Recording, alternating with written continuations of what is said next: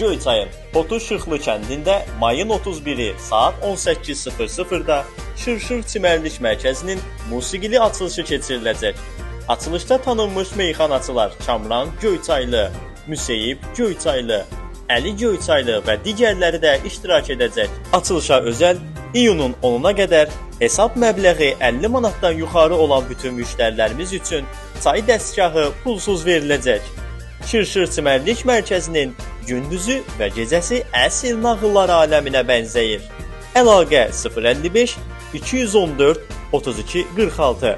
Menyuda spirtli və spirtsiz içkilər, hər növ balıqlar, kabablar, qazan yeməkləri və s.